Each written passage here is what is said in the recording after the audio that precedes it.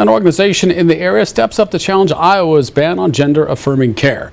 It's not available to minors in that state, and the project of the Quad Cities in Moline will help them get it instead. Our Quad Cities' Jackson Rosinski has the top story at 5. When we started this, my concern was finding providers that were going to be willing to do it because Iowa's law really impacts the provider licensing. The project of the Quad Cities struggled to obtain malpractice insurance to support their gender-affirming care. There's no opiates, there's no surgery. It's a pretty standard clinic service. I would expect to pay somewhere in that 12 to 15-ish sort of range, and quote we got back was closer to 50. The inspiration to help patients came when Iowa Governor Kim Reynolds signed the gender-affirming care ban back in March of 2023. Roe wants lawmakers to look at the statistics. Go and talk to the parents of somebody, these kids who are going through this or who need this care.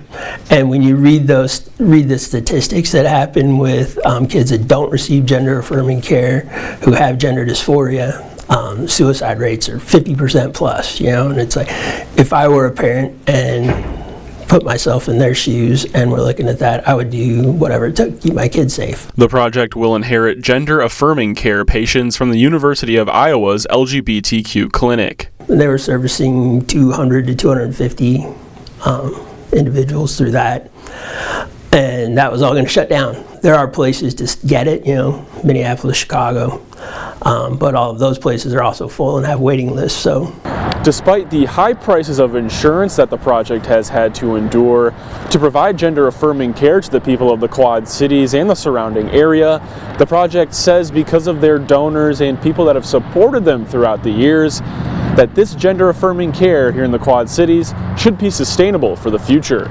In Moline, Jackson Rosinski, our Quad Cities News. The clinic on John Deere Road will be able to serve more than 70 patients.